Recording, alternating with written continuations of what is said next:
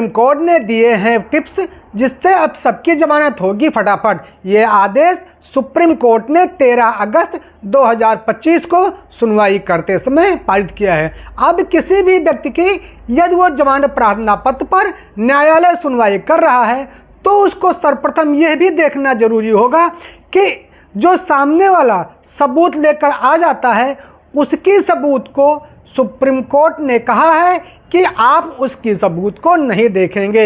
यानी जो opposite party bell के समय आ जाती है और अपना सबूत प्रस्तुत करने लगती है कि इसने ये अपराध किया, इसने ये अपराध किया, इसने ये अपराध किया, उन सभी अपराधों को अब बेल के प्रार्थना पत्रों पर सुनवाई करते समय न्यायालय नहीं देखेगी। सबूत अगर अपोजिट पार्टी को दिखाना है तो वो ट्रायल होते समय अपने सबूत को लेकर आएगी। उस ट्रायल की स्थिति में न्यायालयों को अपोजिट पार्टी की सबूत को देखना होगा। दूसरी तरफ सुप्रीम कोर्ट ने ये कहा है कि यदि कोई व्यक्ति जमानत के प्रार्थना पत्रों पर सुनवाई करते समय बदला लेने की नीयत से आकर न्यायालय में हाजिर होकर ये कहता है कि साहब इसका इस पॉइंट पर विरोध है और न्यायालय को ये लगता है कि नहीं ये व्यक्ति तो इस आरोपी से बदला लेने की नियत में आकर न्यायालय पर जमानत के प्रार्थना पत्रों पर विरोध किया है तो ऐसी दिशा में न्यायालयों को अब जमानत दे देनी चाहिए, बदला लेने की नियत को अनदेखा कर देना चाहिए। और तीसरा टिप्स सुप्रीम कोर्ट ने यह दिया है कि उसके सामाजिक स्थिति का भी आप आकलन कीजिए। कहीं वो अच्छा दुकानदार है, वो नौकरी पेशा है और पता चलता है कि वो ट्रायल पर तो केस छूट गया और आप उसे यहाँ पर ज़्यादा दिनों तक आप लंबे समय तक उसे कैद खाने में रखे हैं, तो ये तो अनुचित नहीं है। इसलिए अगर कोई व्यक्ति की सामाजिक स्थिति बहुत अच्छी है तो उसको जमानत दे देनी चाहिए। बाद के आचरण को, आरोपी के बाद के आचरण को भी ध्यान में अब न्यायालयों को रखकर जमानत दे देनी चाहिए।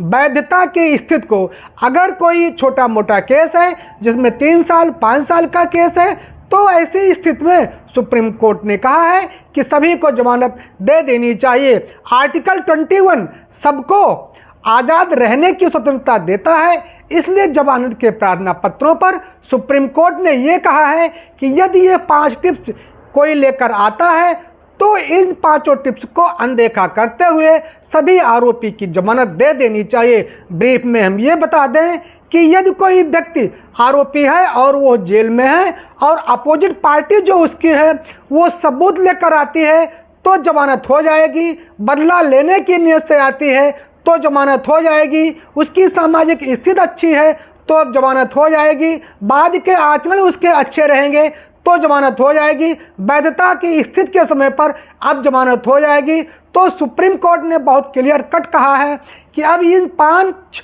स्थितियों पर सभी की जमानत फटाफट सभी न्यायालयों को कर देनी चाहिए। ना सबूत को देखना चाहिए जमानत लेने के समय, ना बदला लेने की नीयत को देखना चाहिए, ना उसकी सामाजिक स्थिति को जरूर ध्यान में रखना चाहिए, बाद के आचरण को भी ध्यान में रखना चाहिए, वैधता की स्थिति को भी ध्यान में रखना चाहिए।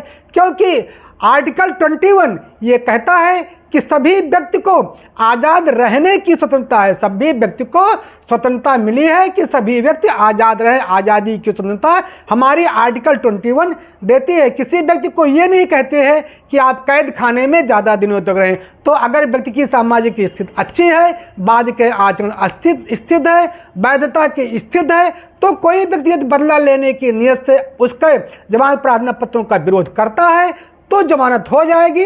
सबूत कोई अपोजिट व्यक्ति लेकर आता है तो वो जमानत के समय नहीं देखा जाएगा, बल्कि ट्रायल के समय वो जमानत प्रार्थना पत्र देखा जाएगा। यही कहा है सुप्रीम कोर्ट ने अपने 13 अगस्त 2025 के केस में। केस का टाइटल है सुशील कुमार वर्सेस राष्ट्रीय राजधानी दिल्ली। तो ये आदेश आप सभी लोग पढ़ना जानना ना भूलिएगा। तब तक के लिए प्रणाम, धन्यवाद।